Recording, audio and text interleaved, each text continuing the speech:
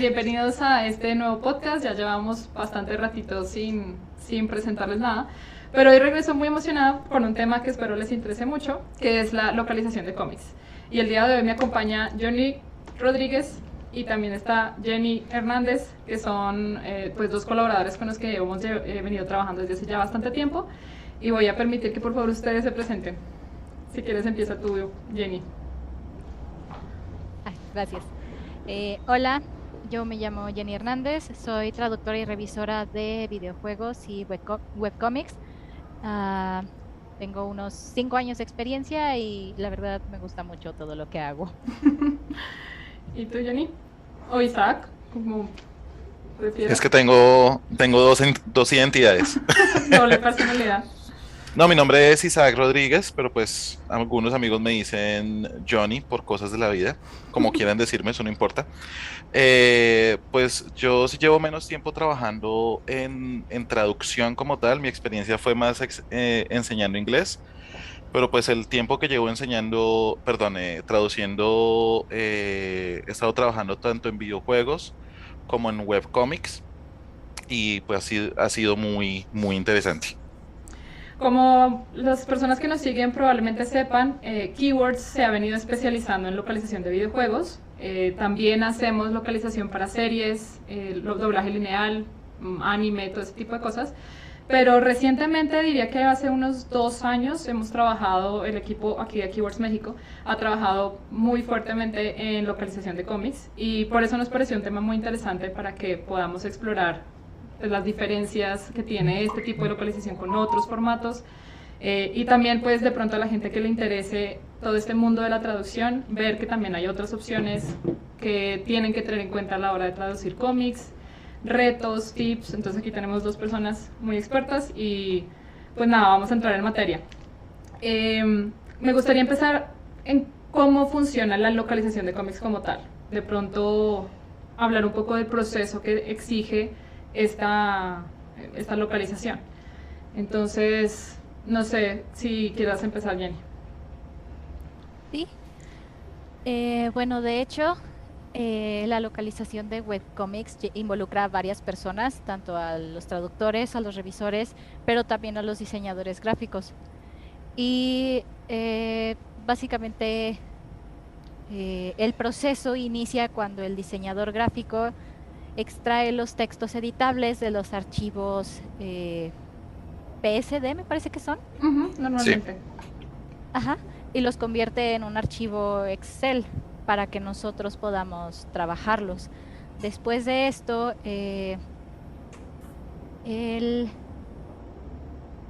bueno, cuando es nuevo, el webcomic se le asigna a un revisor y se encarga de leer a los primeros números y de darse una idea de la trama de este material, porque entonces va a tener que proporcionar varias opciones para los nombres traducidos y el cliente al final va a elegir el que más le guste o a proponer uno propio en el caso de que no le hayan gustado las opciones del revisor.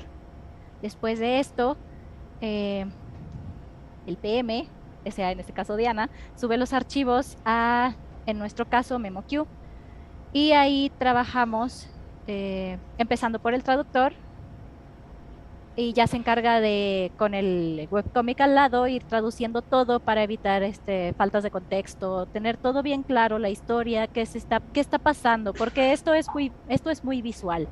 Entonces hay que encargarnos de expresar todo como debe ser. Y después de que ya está la traducción, pasa al revisor. Y aquí pues nos encargamos de asegurarnos de que lo que hizo el traductor, pues todo bien, que no se le hayan ido typos. En ocasiones se les van expresiones de los países de los que son. Entonces pues nosotros tenemos que tratar de darle una neutralidad a este texto para que todos podamos entenderlo. Después de esto y de ya asegurarnos de que todo bien, vuelve el material al diseñador, porque en ese momento ellos insertan nuestro texto en las imágenes y ahora sí ya tenemos lo que sería el primer producto final, que otra vez regresa al revisor para que nosotros nos aseguremos de que todo bien, porque ha pasado que se les pasa a los diseñadores y se comen palabras o letras o errores de formato que no notan. Entonces, esa última pasada nos ayuda a ir corrigiendo todas esas cosas y a evitar que ya el producto final tenga errores o detalles. Exacto. Tú mencionaste varios puntos importantes. El primero, en este caso, la parte de preproducción, llamémoslo así, que es la comunicación entre los project managers y el cliente en este caso. Tú mencionas que es importante extraer los textos para, pues, obviamente poderlos traducir, ¿no? Pasa muchas veces, o se espera, lo ideal, es que las personas que trabajan los cómics, los autores originales, presentan formatos en donde los textos son editables. Esto es importante para, pues, obviamente poder usar herramientas automáticas que nos ayuden a extraer los textos y luego poderlos procesar a través de una CAT tool o alguna herramienta de traducción. Como Jenny menciona, nosotros usamos MemoQ, nos parece que es bastante sólida y muy útil, pero pues en general cualquier CAT tool nos funciona para esto. Cuando los textos no son editables, ya necesitamos el apoyo de alguien más que haga una extracción manual o use una herramienta diferente para hacer la composición de textos, que ya es otro proceso que es bastante largo y un poco más complicado. Pero se espera que si el autor original del cómic quiere que su título sea traducido, pues necesita que el formato venga ya con los textos editables. Eso es importante. No sé, si tú eres que nos estás viendo, te gusta hacer cómics y quieres ver tu cómic algún día traducido en otro idioma, pues es importante tener eso en cuenta. Johnny, tú eres traductor, tú eres como normalmente la primera persona que recibe estos textos. Y como mencioné, usamos MemoQ, entonces si quieres háblanos un poquito de cómo es ese proceso para ti. Pues sí, digamos que Jenny describió el proceso muy completo y el proceso ideal cuando se extraen los textos, cuando se traducen, cuando se revisa, cuando el diseñador lo trabaja, todo esto. Pero sí hay momentos en los que el autor no hizo lo que tú dijiste. Crear un formato editable, un formato legible. Por ejemplo, digamos, si hay un celular y el celular está de frente, generalmente esos textos se extraen, pero si está un poquito de lado, ya esos textos son imagen, entonces uno mismo tiene que ponerse a transcribir esos textos. O A a veces veces cuando hay ocurre fondos también con vallas y fondos, cosas así. onomatopeyas, a veces algunas también se van, entonces uno tiene que estar, lo que dijo Jenny, tener aquí el cómic al lado y estar viendo, estar muy pendiente para que no se le pasen a uno cosas importantes. Eso es como una parte manual que tiene el proceso que ustedes describieron. Ujú. Eh, una razón por la que usamos CAT Tools, MemoQ en este caso, es porque es importante mantener consistencia con terminologías. No sé, digamos, si quieren hablarnos un poquito de ese proceso de extracción de glosarios y personajes y cómo nos ayudan las CAT Tools en ese sentido. Si quieres empezar tú, Johnny, que eres el que primero tiene los textos, el que primero los ve. Pues eso funciona básicamente, es como una base de datos que uno va alimentando conforme trabaja en el texto. Digamos, por poner un ejemplo, digamos que estoy traduciendo El Quijote, por decir un ejemplo que sea Folclórico. exacto y de dominio público. Entonces, si yo estoy traduciendo el Quijote a cualquier idioma, entonces los nombres y los lugares que yo vaya localizando o no localizando, porque por ejemplo, no sé, Sancho Panza no lo voy a cambiar, ¿sí? Pero nombres de lugares y los molinos sí los voy a cambiar. Y esas cosas las voy a estar usando constantemente. Entonces, no solamente esta base de datos que se va alimentando conforme yo trabajo, no solamente me permite tener consistencia, que si tengo a un personaje que se llama Pepito, después no le digo Perencejito o lo que sea, sino siempre lo llamo igual. No solamente permite eso, sino que también te ayuda, te facilita el trabajo, porque hay líneas de texto que se repiten mucho, entonces el mismo programa las completa. Ujú. Entonces, Eso se llaman las memorias de traducción, que de hecho es una cosa muy útil que tienen las CAT Tools, que te van guardando todas las traducciones que tú vas haciendo y pues cuando encuentra que hay líneas que se parecen o son similares, te dice, mira, encontré esta referencia que es un 70% parecida y pues uno puede recordar, ok, esta escena la traduje así por esta razón y pues uno hace los cambios que apliquen para la escena siguiente o lo que tú dices, si son exactamente iguales, pues ya sale y queda igual. Sí, sí, eso es, y eso es una cosa que, que aplica no solamente a los webcomics, sino a todos los proyectos de traducción utilizamos esa misma herramienta. Y, por ejemplo, en videojuegos, que se repiten muchos textos, se repiten constantemente la misma descripción de un arma o la misma descripción de un objeto, y pues simplemente uno, control Confirma. uno control 2 uno confirma y Ujú. copia.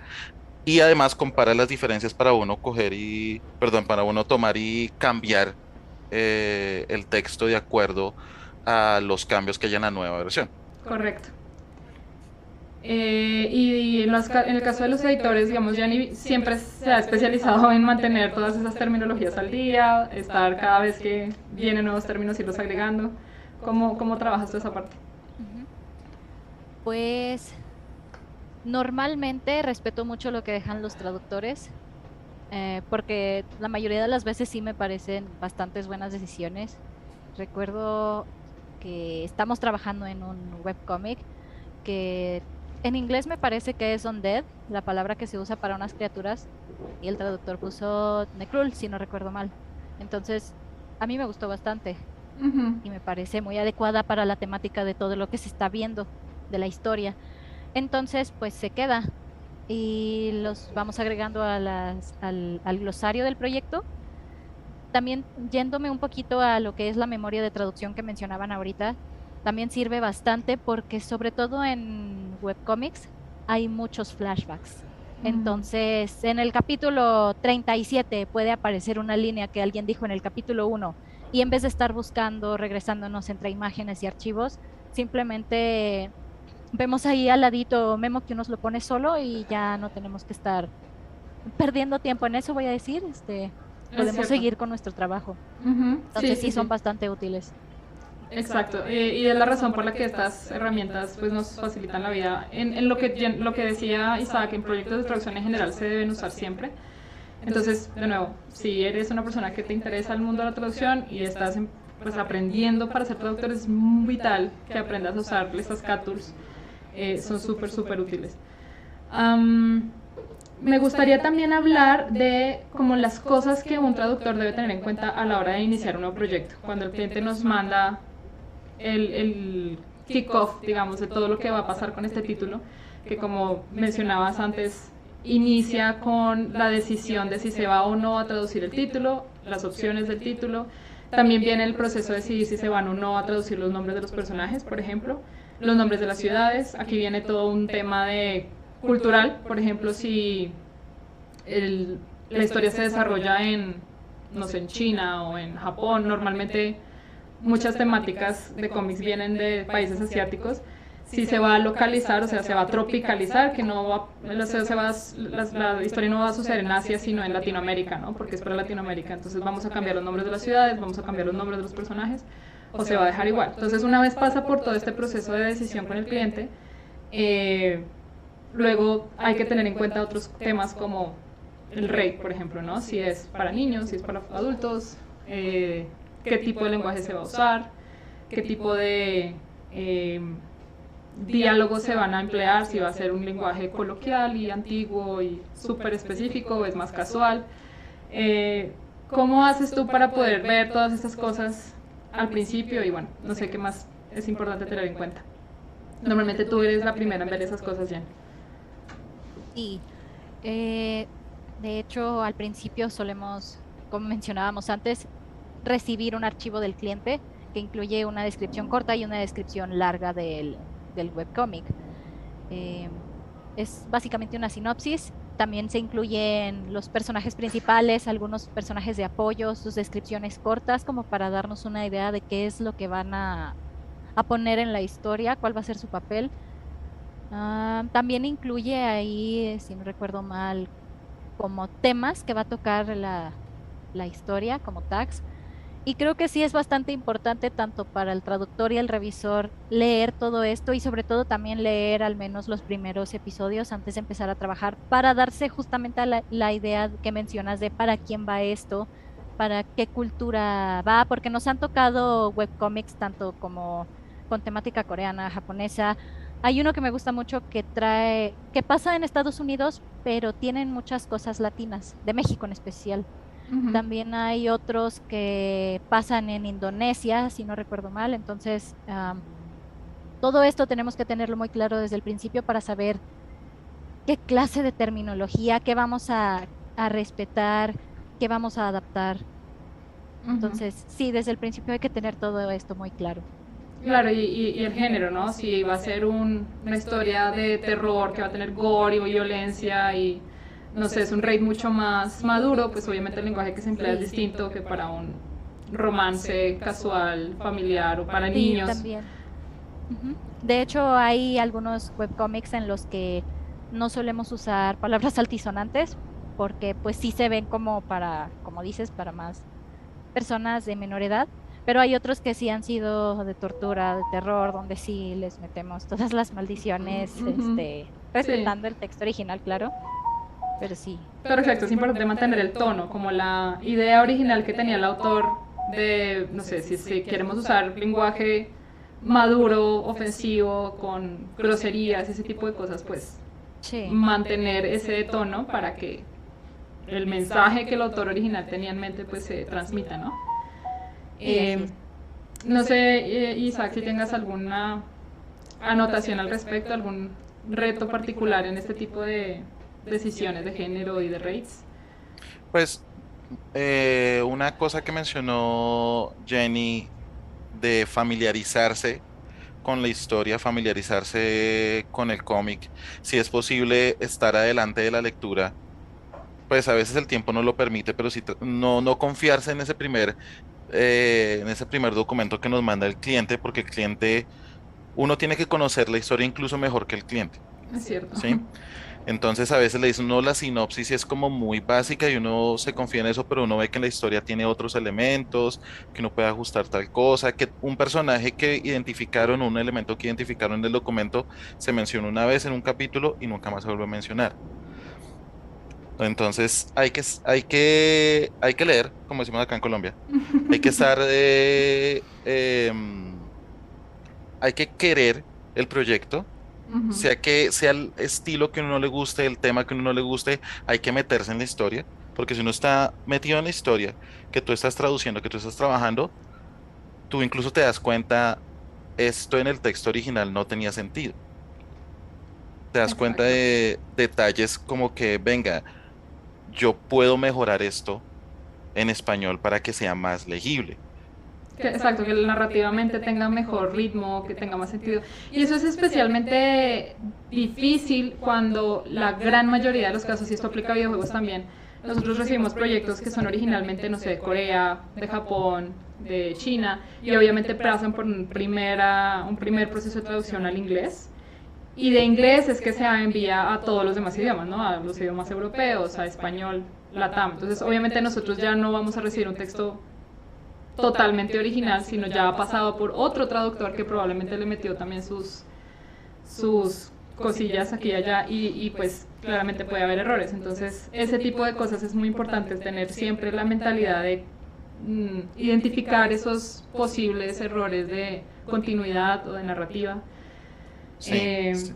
Sí, esa es una de las cosas que iba a mencionar también porque hemos tenido, yo no hablo ningún idioma oriental, ¿sí? Pero uno conoce la cultura y tenemos el internet, uno puede mirar, venga, cómo se tratan entre personas en este contexto cultural, ¿sí? Entonces varias veces me ha tocado, ok, este cómic, este texto no me suena bien, lo busco en coreano y con traductor, obviamente, está mal, claro, no es una pero traducción empiezo súper ya a confiable. buscar, claro, empiezo ya a buscar cómo se utiliza esto en Corea, que, por ejemplo, con las dinámicas de poder, los tratamientos, Ujú. ¿cómo se dice? El san en japonés, eso es un honorífico, Los los honoríficos. honoríficos, que eso es una cosa súper complicadísima en Corea. Entonces, con todas esas herramientas, uno busca el contexto y uno dice, venga, este personaje debería estar tratando de usted a este personaje o ya debería estar tratándolo de tú o debería estar usando su apellido o su nombre de pila. Y eso Tomar, es impresionantemente importante porque hace parte de la narrativa de la historia. Te habla del cómo se relacionan los personajes y cómo evolucionan las relaciones entre los personajes a medida que la historia avanza. Normalmente eso pasa en el anime, para la gente que le gusta el anime, ¿no?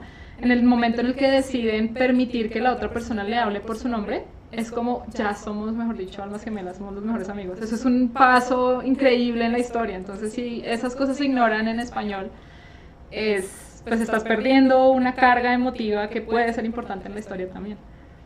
O si la ignoras, tienes que buscar cómo la reemplazas. Exacto, eso es muy cierto. Y es verdad que ni la mitad de esos honoríficos que usan los idiomas asiáticos tienen formas o tienen versiones en español. Casi que no existen. Y estoy de acuerdo que en coreano particularmente, que es un país que produce muchos webcomics en general, manejan honoríficos que no solo no existen en español, sino que son vitales en sus dinámicas sociales. La forma en la que, no sé, un hombre se refiere a una mujer mayor es distinta a la que un hombre se refiere a una mujer menor, y viceversa en los sexos, y cuando son el jefe y cuando es el empleado es inferior a él, y cuando son colaboradores del mismo nivel. O sea, todos esos niveles de jerarquía se manejan con honoríficos, y la forma en la que se hablan entre ellos demuestra y habla de cómo se desarrolla la historia. Entonces, ese es un gran reto para cuando estamos hablando de traducir al español, eso es verdad. Otro reto que en mi opinión es bastante complicado en cómics son las onomatopeyas, y de esto también tiene que ver con el idioma de origen, porque normalmente por ejemplo, en los mangas, cuando son japoneses, o los cómics en coreano, tienden a usar onomatopeyas que luego tú vas a ver, este es el sonido que hace un gato, ¿de dónde sacaron ese ruido? O sea, nada que ver, no dice miau por ningún lado, y uno está como relacionando sonidos que para ellos suenan totalmente diferentes. No sé si ustedes quieran hablar al respecto, cómo han hecho para solucionar eso. Pues nosotros que conocimos manga, creciendo, de pronto leímos mangas, nos acostumbramos por ejemplo, algunas como Dokkan, que era el corazón, ¿sí? Dokkan, sí. El Dokkan, el Dokun, ¿sí? Pero en general las onomatopeyas uno veía que eran como muy descriptivas, eran el verbo y el sonido. Y digamos en los webcomics que vienen de Oriente siguen haciendo eso. Entonces las onomatopeyas son muy descriptivas. Y hay una que a mí me enerva un poquito, que es la de paso, step. Entonces, sí, todos los pasos sale step, step, step, step, step, step. Que en inglés pues no suena tan mal, porque pues el inglés es muy onomatopéyico, por así decirlo. Pero en español, imagínate, está una persona corriendo por un corredor, por un pasillo, y paso, paso, paso, paso, paso, paso, paso, paso, paso. Sí, no, y es verdad que las onomatopeyas en español, sí se usa lo más parecido a cómo es el sonido en texto. No, esos textos descriptivos no se usan para onomatopeyas casi nunca. Suenan, a veces hay que utilizarlos. Por ejemplo, cuando una persona se levanta, hay veces que está como en un plano que no se ve mucho, o ocurrió fuera de plano, entonces hay que poner, se levanta, porque son un elemento narrativo, te están contando la historia. Pero si la persona se ve caminando por el pasillo, yo pongo tap, tap, tap. Si está caminando por el pasto, yo pongo chas, chas, chas, dependiendo del sonido. Pero eso es una cosa que me he dado cuenta trabajando con los cómics, porque sobre todo en los cómics coreanos, esos los usan muchísimo. Entonces, primero eso, que los verbos, no sé, a mí a veces me rompen la inmersión cuando estoy leyendo un cómic. Es verdad. Pero el otro problema es que el español es muy limitado en onomatopeyas. ¿Sí? Digamos, uno se las puede inventar, pero como en el español uno vive con esta idea de esto sí es oficial, esto sí lo aprobó la RAE, esto sí es correcto. Entonces uno es como un tanto más limitada las onomatopeyas, entonces uno tiene que ser muy creativo cómo las usa y cómo las aplica. Esos son como los dos principales retos, lo limitado de las onomatopeyas en español y saber cuándo utilizo el verbo o cuándo ignoro y veo que la imagen es clara en la acción que está haciendo el personaje y pongo un chan, boom, sas, un sonido. Ese Y es como soy, y soy el creativa en el balance. sonido. ¿Qué sonido me invento que tenga sentido para lo que está sucediendo aquí? Ujú. Sí, Y tienes razón, hay de hecho fuentes oficiales con glosarios o con diccionarios de onomatopeyas, que de hecho he visto que en el equipo de traductores normalmente se comparten eso como material de referencia, pero no alcanzan. Es cierto que muchas veces o toca recurrir al mismo y termina siendo, no sé, repetitivo y cansón, sí, pues. Eh, o pues nada, inventarse los propios que funcionen con la historia. sí, porque por ejemplo, pues si nosotros conocidas en español tenemos las onomatopeyas que se desarrollaron con los cómics de vaqueros y los cómics en los 60s y 50s, entonces el bam, boom, Ujú. sas, o sea, esos grupos, sonidos violentos. De los cómics coreanos vienen el sonido de mirar, mirar Mira intensamente, intensamente. Que de sí, girar, girar el rostro. Cuando giras el rostro, eso tiene un sonido. Cuando levantas la mano es otro sonido. Cuando aprietas la boca es otro sonido.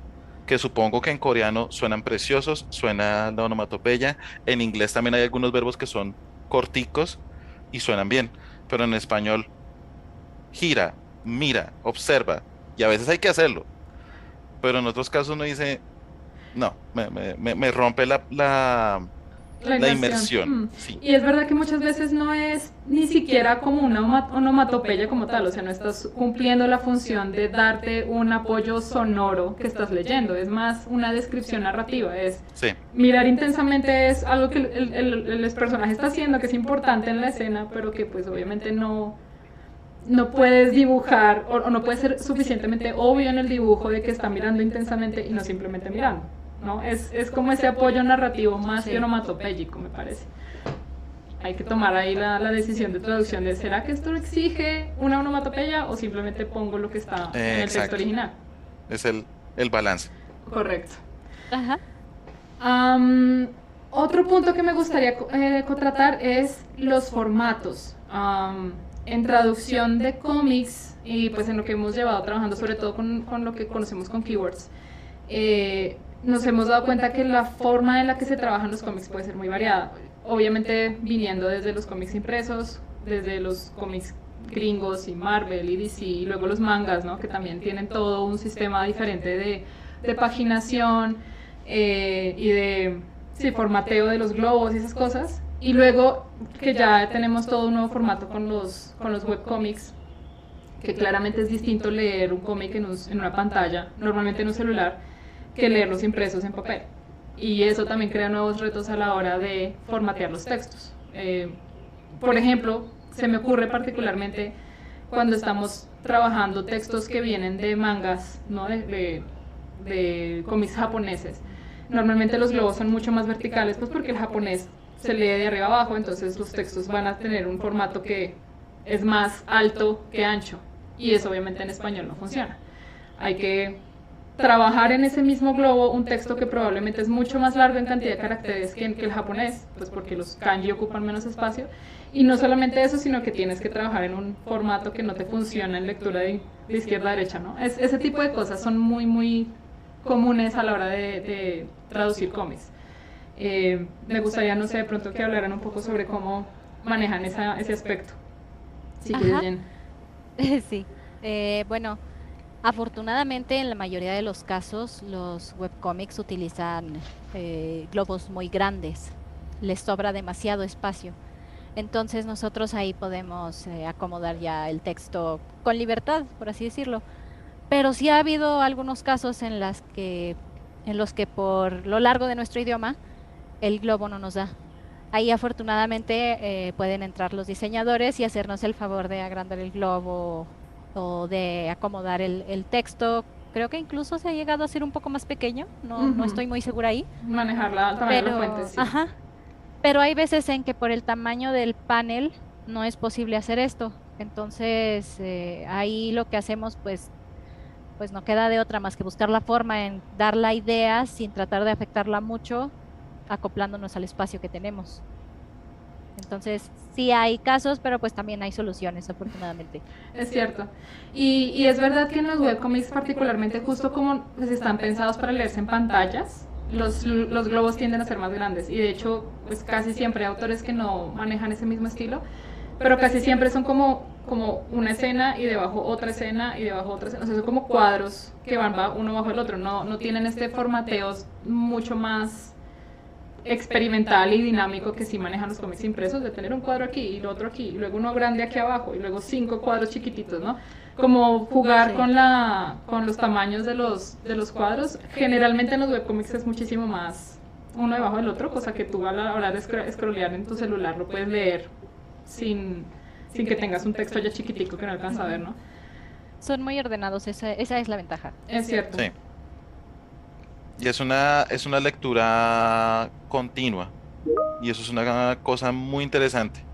Y eso es una cosa que se ha desarrollado en los webcomics en Occidente y hay varias empresas, sobre todo en Corea, hay varias marcas que utilizan ese formato, se ha hecho como un estándar en Internet. Es cierto. Es un problema más gráfico que de traducción, pero digamos uno lo tiene que tener en cuenta porque hay muchos textos eh, quebrados. Entonces dice, pero yo, más pasan cosas y como 30 centímetros después quisiera, onomatopeyas, acción, decirte que no fue así.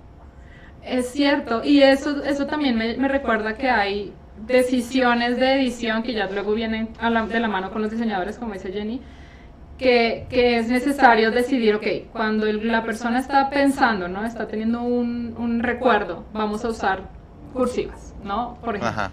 Cosa que lo que tú dices, cuando el narrador o el protagonista está pensando, dice, me acuerdo de que puntos suspensivos y de pronto son 6 escenas o 6 cuadros que están contando la escena de lo que pasó antes y hay un montón de diálogos. Y luego 6 cuadros después, él retoma esa misma idea de que pasó tal cosa, ¿no? Y en ese intermedio hubo una conversación. Exacto, y esa conversación que sucede en medio debe tener un formato distinto al que tienen los pensamientos, pues para que obviamente la narración no se pierda en el proceso. Normalmente esas son cosas que también deciden los creadores originales de los textos. Hay algunos que no sé, usan mayúsculas o usan una fuente para los pensamientos y otra fuente para los diálogos, ese tipo de cosas. La forma O la forma del globo. del bocadillo del globo esa es la que más delata qué es lo que está pasando, si es un monólogo interno, si es una grabación, si es la televisión o si son personas hablando. Eso es por eso ese es un trabajo que uno tiene que tener aquí la herramienta de traducción y aquí el cómic y siempre estar mirando el cómic, porque si no se pierde uno a veces de cuál es la narración, porque yo he llegado a tener cómics que tienen hasta 3 líneas de texto, 3 conversaciones ocurriendo al mismo tiempo. Un monólogo interno, la conversación que está ocurriendo y de pronto hay algo, no sé, me invento, en la Flashback televisión. o en la, sí, es Entonces, cierto. si uno se pierde, uno puso un personaje a decir otra cosa que no dijo otro personaje. Es cierto, y muchas veces son globos de textos, o sea, de narraciones o de diálogos o de pensamientos que no son de un personaje que se muestre en la escena. Es algo que está diciendo alguien que no se ve en el cuadro y pues justo es importante mantener esa narrativa de forma que sea fácil de seguir y usar referencias textuales, visuales de, ¿cómo se llama? Fuentes, si son negritas, si son cursivas, si son... que es otra cosa que también hemos visto que tenemos que sentarnos a decidir, ¿no? Si se van a usar signos de puntuación, puntos suspensivos, cosas así, ¿no? También depende del estilo de cada cómic. Y eso también me lleva al tema de la caracterización, que no creo que sea un problema particularmente para cómics, pero en general para cosas narrativas que están solo en texto, que muchas veces aplica también a videojuegos, y es cómo hablan los personajes. Muchas veces los autores originales plasman en cómo hablan los personajes algo de su personalidad, ¿no? De sus orígenes, si son grandilocuentes, si son todos, no sé, flamboyantes, si hablan con un montón de palabras rebuscadas, o si hablan en un acento raro, o si son todos gandules y hablan todos arrabaleros con puro lenguaje de calle, cosas así. Eso habla del personaje, ¿no? Habla de su origen, habla de cómo fue criado, de sus forma de pensar, etcétera. Y eso en cómics particularmente es muy importante, pues porque toda la historia la estás viviendo y estás inmersiéndote en la historia. ¿Esa palabra existe? Sumergiéndote. Me acabo de inventar una palabra. Sumergiéndote en la historia de una forma que únicamente es posible a través del texto. Entonces, no sé si se han topado con ese tipo de casos, ¿no? De hay que personajes que tienen una forma tan especial de hablar, pues en su idioma original, que necesitamos encontrar maneras de que esa forma especial de hablar se refleje en español. Creo que, Isaac, estarás de acuerdo conmigo porque tú y yo trabajamos en ese webcómic. Hay cierta historia en la que los protagonistas son unos alumnos de preparatoria, me parece. Entonces, ellos se dedican a hacer videos que suben a internet. En esos videos la gente les comenta y los típicos mensajes con maldiciones, mal escritos y así, pero hay un personaje en específico que les empieza a comentar y todos creen que es un abuelo, que es una persona adulta y le empiezan a molestar. ¿Tú qué haces aquí, abuelo? Vete a dormir y así, porque siempre utilizaba palabras muy formales, muy propias, que pues ellos no están usando por su edad. Entonces, más adelante en la historia se descubre que en realidad no es una persona mayor, sino que es una chica, incluso es menor todavía que los personajes principales. Y ahí la historia dice que ella escribe y habla así, me parece que porque aunque nació Aprendió en el exterior. ajá, él aprendió en el extranjero, ajá, gracias. Ajá, y entonces esa es la explicación que tienen de por qué ella habla de esa forma. Ese es el ejemplo que más me viene a la mente. No sé si tú, Isaac, recuerdes otro. Sí. No, pero de ese quería comentar una cosa que dijimos antes, el estar Ajá. familiarizado y leyendo el cómic antes, porque eso fue una cosa que se les pasó a los traductores de inglés. Los traductores de inglés no se dieron cuenta. Incluso le metieron al personaje groserías y lenguaje vulgar, normal, como todos. Pero yo iba adelantado en la lectura y vi eso y dije, no, esa chica no puede decir groserías, no puede utilizar un lenguaje vulgar, tiene que utilizar un lenguaje anticuado. Entonces pudimos como devolvernos un poco y arreglar eso para que no se notara. Sí, porque a Sí. veces ese tipo de cosas en el idioma de puente que estamos utilizando, que es inglés, se les pasa. Y Entonces eso es lo ahí, que me refiero a que son elementos importantes en la historia, como la forma de hablar de este personaje está hablándote del personaje, de cómo es, de su sí, origen. es como ponerle a Yoda, corregirle eh, el que hable al Ujú, revés, como exactamente. te dañas el personaje por completo. Sí. Entonces, Y eso en personajes que no escuchas, o sea, que tú escuchas a través del texto, es aún más vital, me parece a mí. Ujú. sí. Recuerdo otro caso también. No sé si mejor quieras hablar tú ahora, Isaac, a ver si es el que vas a decir. No, iba a hablar como de el hecho de que nosotros estamos utilizando un idioma que no existe, ¿sí? El El español, el famoso, español neutro. el Sí, español el neutral. neutral, que hablan Sí. por allá en una isla, en un país de Latinoamérica que no tiene corrupción, Exactamente. ¿sí? Entonces, eso a veces limita la cantidad de cosas vulgares que uno puede utilizar y el lenguaje cotidiano que uno puede utilizar, ¿sí? Entonces, en México dicen chao, aquí decimos chino, aquí decimos parce, en Argentina dicen che, todas esas vainas, y en inglés se utiliza dude. Entonces, cuando uno va a traducir dude y tiene que traducirlo, es como que ¿Cuál es eso? viejo, Ujú. Sí. Y es viejo cierto, porque ese fue el que utilizó Bugs Bunny, por eso lo tenemos en toda Latinoamérica. Pero si no fuera por eso, no teníamos cómo traducir dude. y es verdad que entre más, entre menor es el registro que estás usando en el lenguaje, o sea, entre más como arrabalero y más de barrio, llamémoslo así, ¿no? Como más inculto, también es más local. También se usan más palabras que solo aplican ni siquiera en un país, en una ciudad o en una zona particular de la ciudad, ¿no?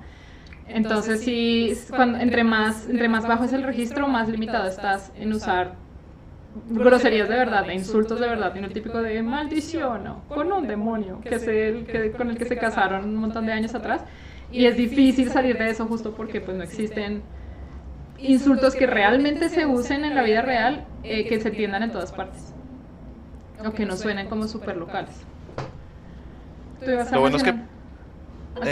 No, solamente para cerrar eso, lo bueno es que, pues sí, yo dije que es un idioma que no existe, pero es un idioma que todos estamos familiarizados gracias al doblaje, Y el doblaje ¿sí? mexicano particularmente, Uy, sí, sí, sí, ¿cierto? sí. Sí. Entonces, ese es como mi guía de léxico. Yo, cuando estoy traduciendo, yo empiezo a decirle las cosas, incluso les pongo voces de doblaje mexicano en la cabeza para sentir que sí me está quedando bien el tono y que no se me están yendo colombianismos.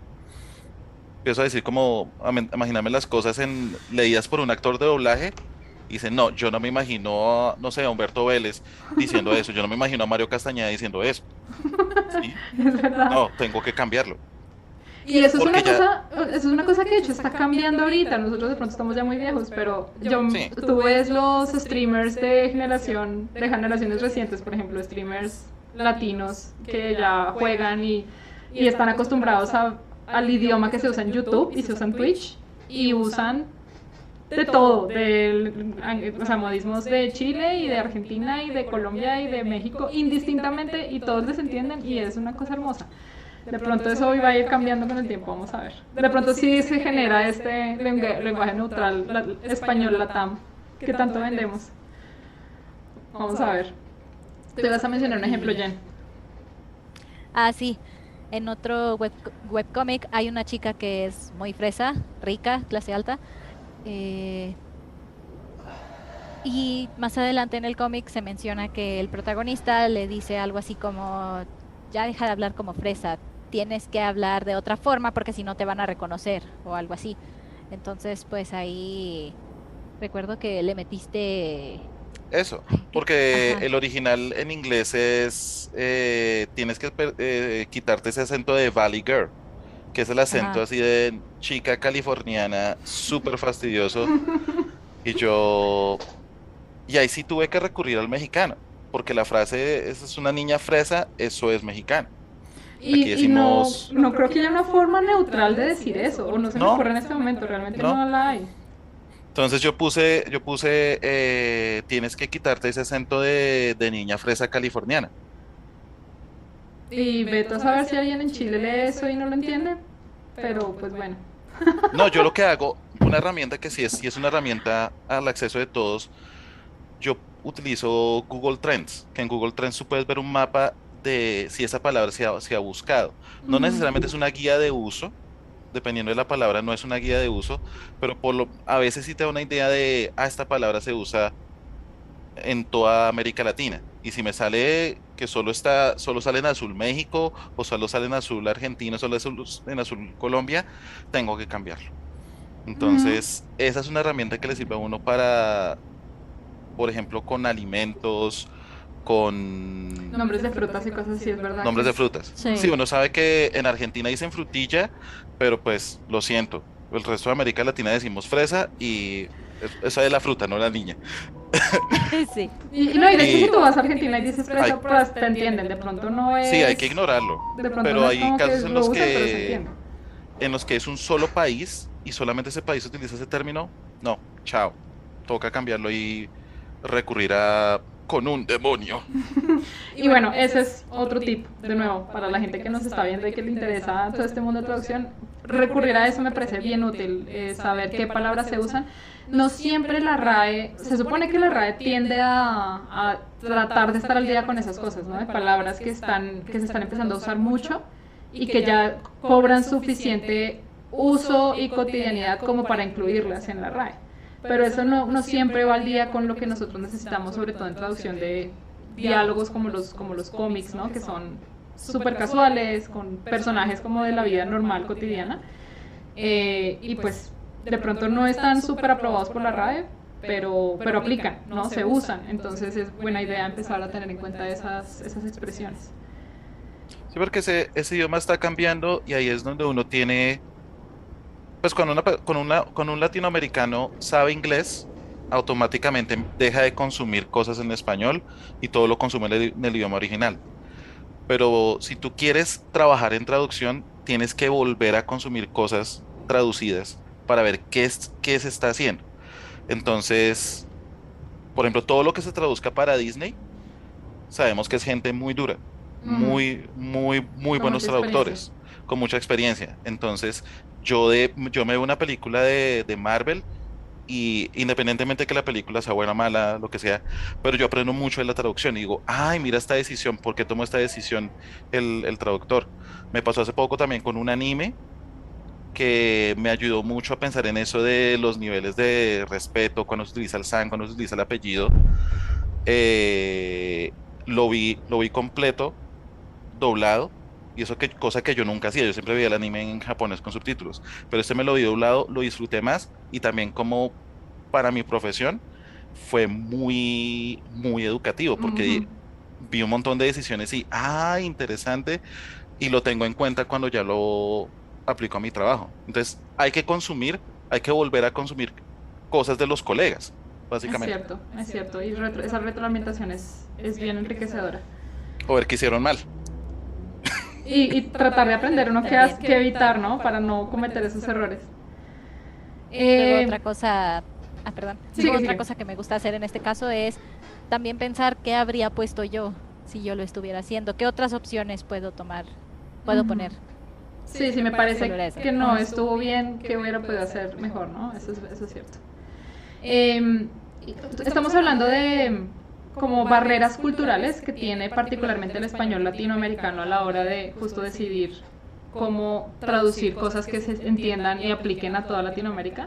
Y me parece que en lo que hacemos particularmente en localización de cómics eso tiene una capa adicional en cuanto a barreras culturales, que es la barrera del autor original, ¿no? Lo que hablaba hace un momento, de pronto cuando la historia se desarrolla en Corea, por ejemplo, y están sucediendo cosas que tienen sentido en el contexto de la cultura coreana, pero a uno no le queda muy claro esto. Que me parece que es muy común cuando uno está viendo K-dramas, por ejemplo, o cuando estás viendo anime de Japón, que hay interacciones entre los personajes que tú dices, pero o sea, ¿por qué están pasando esto? ¿No? Como que no tiene sentido que una persona trate hacia otra si llevan trabajando 6 años juntos, ¿por qué se tratan así, no? Eh, y muchas veces, en particular con el tema de los cómics en coreano, me he dado cuenta que algunos autores, por ejemplo, deciden dejar no sé, el hyung, ¿no? Como pasa con el san. Prefieren dejar el san o el senpai o el sensei o el kun, igual que en coreano dejan el hyung o el opa y esas Opa, cosas, Nuna, el nuna, Ebony, porque Sonbae. como no tienen traducción, prefieren simplemente ignorar esa barrera cultural y dejarlo tal cual en coreano. Y si tú quieres saber por qué le dice hyung, pues Google it, ¿no? No hay forma de adaptarlo dentro del contexto de la historia. No sé ustedes qué opinan al respecto. De hecho, ahorita que mencionas esto, me vino a la mente que hay algunos webcomics en los que afortunadamente, al menos desde la versión en inglés, ponen un asterisco y luego abajito, opa, se le dice a tal persona por tal persona en esta situación. Entonces Ujú. eso es algo que esas notas ayudan a los lectores a, pues a evitar salirse tanto de la inmersión de estar leyendo la historia e irse voy a googlear esto, a ver qué es, ya me regreso. Exacto. Entonces, son ayudas que tenemos ahí también. Y es la clase de decisiones a las que me refería hace un momento de traducción, ¿no? ¿Hasta qué punto o ignorar esa barrera cultural es interesante para el lector? Cosa que, es decir, una de dos, o obligas al lector a que aprenda de cultura coreana y entienda que la cultura coreana es distinta y aprenda de cómo es esa dinámica, o cambiamos la cultura coreana a nuestro contexto y hacemos que los personajes se traten como si se estuvieran hablando en México. Es un balance. Es un balance porque, porque tú no puedes coger y tú no puedes tomar esto y esterilizar, yo lo llamo eso esterilizar el cómic y dejarlo totalmente perfecto para Occidente, porque hay veces que esos honoríficos tienen un significado narrativo. Entonces, en general, sí, uno trata como de adaptarlos y que sean tratamientos típicos de la cultura latinoamericana, pero la gente sabe que el cómic está ocurriendo en Japón o está ocurriendo en Corea, saben que van a haber cosas raras. Entonces, hay veces de que uno lo deja, ¿sí? Uno lo tiene que dejar y pues ahí pones la notica de eso. Generalmente a veces esas decisiones ya la toman ya la tomó quien tradujo al inglés, Ujú. pero a veces en inglés son como muy relajados con eso. Sobre todo porque en inglés como no tienen el nivel usted o el nivel tú. Entonces, el tono suena igual y simplemente sale el honorífico aquí o allá. Pero en español, que hay un honorífico define si tú vas a utilizar tú o usted. Es Te cierto. interrumpo tantito para agregar la nota ahorita que dijiste que a veces son muy relajados. También nos ha tocado veces en que son muy repetitivos, cosa que hay que evitar porque recuerdo que en cierto webcomic había una explicación que aunque ya la habían puesto desde la primera vez que aparecía la palabra, siempre que aparecía la palabra la volvían a poner, la volvían a poner. Recuerdo que, no sé si te tocó a ti, Isaac, Sí. que tomaste la decisión de, ok, ya, vamos a quitarla porque siempre la ponían, aunque hubiera sido un párrafo atrás, siempre. Mm. Entonces también hay que encontrar un balance ahí, no exagerar. Y es cierto que muchas veces, incluso es decisión del mismo autor, por ejemplo, dejar los nombres en coreano, ¿no? Y los nombres en coreano son súper coreanos, son súper distintivos. Entonces, si Juan Jung Shong está hablando como habla un mexicano, pues ya no tiene sentido. La gracia es justo percibir la historia como la pensó el autor y que sea una experiencia inmersiva de la cultura coreana para el que lo está leyendo, o de la cultura japonesa, o lo que sea, ¿no? Pero sí, definitivamente es un reto a la hora de traducir y lo que tú mencionas también de en qué momento poner esas notas, si son necesarias, si son relevantes. A veces yo he visto cómics que son traducidos por fans, sí, como de esas páginas que tú ves que son medio piratas, pero la gente comparte sus traducciones. Y están repletas de esas notas por todas partes. Y mencionan la comida que fuimos a comer, no sé, algo súper típico y la nota debajo. Esto es noodles que se preparan así.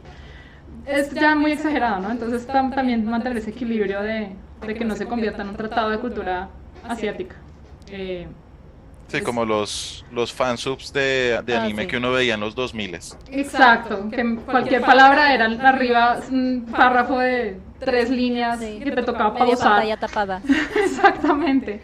Pero sí, es definitivamente un reto, sobre todo cuando en particular los webcomics, la gran mayoría se producen en Asia. Es absurda la industria que tienen ahorita de cómics. Entonces, si la traducción de cómics es algo que les interese, los que nos están viendo, de allá van a venir muchísimo de lo que trabajen, así que es buena idea ir aprendiendo al respecto. Para cerrar, ya habiendo hablado como todos estos temas bastante interesantes, esperando pues todas las personas que nos están viendo, espero que les interese pues todo este mundo de la localización, de la traducción, de los cómics, de los videojuegos.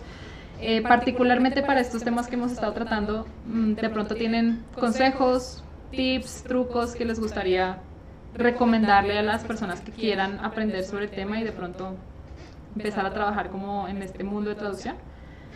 Si quieres, entonces Jen, empezar. Ok. Yo les diría que si les interesa meterse en esto, lean mucho contenido de webcomics. No estaría mal que también lean cómics normales para que vean como las principales diferencias de primera mano. También para que vayan aprendiendo las onomatopeyas básicas. Sobre todo lean webcomics. Recuerdo que en cierta época hubo una becaria y a la que empezamos a meter a webcomics y sí fue como lee varios porque de ahí vas a ir aprendiendo estilos tanto en inglés como en español. Me parece muy importante que sean en los dos idiomas porque así aprenden tanto técnicas de origen y técnicas de nuestro idioma, cosas que han hecho otros traductores.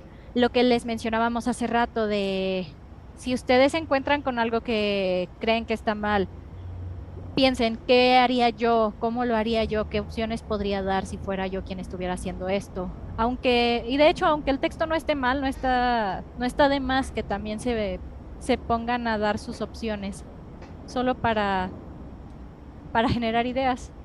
Y pues, si no encuentran un trabajo de inmediato de esto, practiquen, hagan sus propias traducciones. Sí, tengan mucho cuidado con los malos hábitos porque luego practicar solo genera eso, pero busquen siempre naturalidad. No, esto es de traducción en general, pero eviten calcos, eviten expresiones que sean muy de una formalidad diferente a la que tiene el personaje. Ah, no sé qué más podría ser. Diría que en ese sentido de leer muchos cómics también viene la experiencia, o más bien ganar la experiencia que se necesita para hacer seguimiento a eso que tú dices del tratamiento de los personajes, que eso también en videojuegos es súper necesario, como que tú entiendes la narrativa, entiendes la historia, los personajes en donde están parados dependiendo de si es el capítulo 1 o el capítulo 60, ¿no? Normalmente esa es parte de la gracia de las historias, es que la relación entre los personajes cambia, evoluciona, se complica, se odian al principio y luego se aman, ese tipo de cosas, ¿no? Saber cómo manejar esos tratamientos me parece que es vital. No olvidarse de que, bueno, en este momento están hablando de usted, ¿no? Por esta razón, o ahora están hablando de tú, o de los pronombres, ¿no? Que si se están usando, se está tratando de ella por alguna razón, sigue siendo el mismo personaje, no, sobre todo con nombres que no son siempre claros si es una mujer o un hombre, nombres en coreano y ese tipo de cosas que se te pierdes quién está hablando y a quién le está hablando. Todo ese tipo de cosas se gana con experiencia, me parece a mí. Es cuestión de leer y estar siempre muy al tanto de la historia, de la narrativa. Lo que Isaac decía, que te guste lo que estás haciendo y te apasione pues el rollo y no estar haciendo una cosa que lo aburre a uno, te parece súper, que no te importa. Eso es un plus. Sí, y una cosa que como ya final de tomar el oficio, de conocer el oficio, es tomar algo y traducirlo, y sentarse a traducirlo, no porque lo vayas a publicar, no porque te vayas a meter en estas páginas shady ahí a publicar cosas que no tienes derecho a publicar, no, sino por gusto. Yo recuerdo que lo primero que yo traduje fue una película de Star Trek y la traduje para mí y para mis amigos. Como un Y reto tomé los personal. subtítulos. Sí, y traduje todos los subtítulos y me acuerdo que mis amigos se durmieron viéndola, pero no por los subtítulos, sino porque no son trekkies. ¿Sí? Sí. Y no sé qué también me quedaron los subtítulos, pero recuerdo que aprendí mucho haciendo ese proyecto y fue para mí. Sí, no es que lo vayas a publicar, no es que vayas a... No, simplemente un ejercicio, porque a mí me parece el hecho de tomar una idea, entenderla tú mismo y luego expresarla en tu propio idioma, me parece muy placentero. A mí me da un pequeño high cuando yo tomo una frase muy rara en inglés, la analizo y logro expresarla en español y que suene natural. Eso verdad. eso es adictivo. A Y mí me encanta.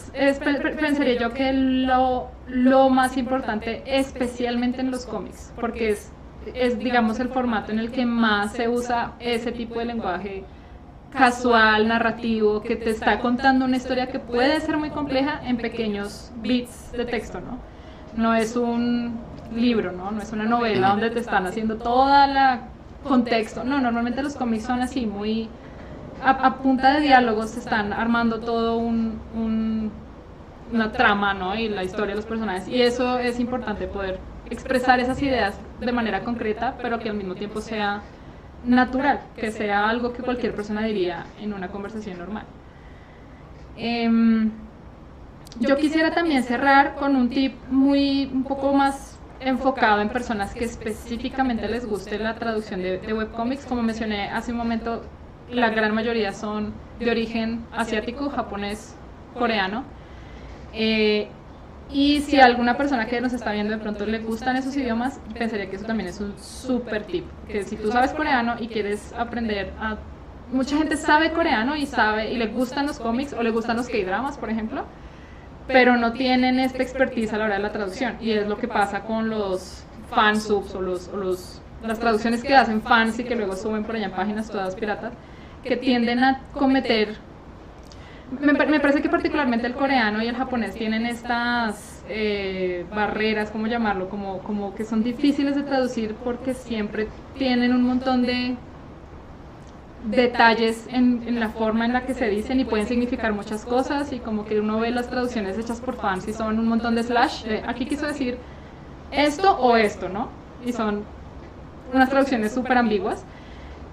Así que de nuevo, si te gusta el coreano, por ejemplo, y sabes coreano y te gusta la cultura coreana, aprender a hacer traducción, todo lo que implica la traducción y la localización particularmente, es muy muy valioso. Una persona que pueda traducir directamente de coreano a español o de japonés a español, no es fácil de encontrar, y si lo eres, si te interesa, ojalá no lo hagas. Y bueno, quiero cerrar dándoles a ustedes muchísimas gracias por su tiempo. Ha sido un gran placer para mí trabajar con ustedes en este proyecto, así que ojalá sigamos adelante. Espero que toda esta conversación les haya gustado y hayan aprendido mucho. Por favor, si tienen preguntas o sugerencias de qué otros temas les gustaría tratar, o si tienen alguna consulta específica sobre este tema, por favor déjenos con sus comentarios. Haremos todo lo posible por tener esas sugerencias en cuenta y pues seguir creando más contenido que les interese y que les ayude y les enseñe de este mundo que es hermoso, fantástico y a nosotros nos apasiona un montón. Entonces, pues muchas gracias, cuídense mucho, muchas gracias a todos por su tiempo. Gracias. Bye. Gracias. Adiós, gracias.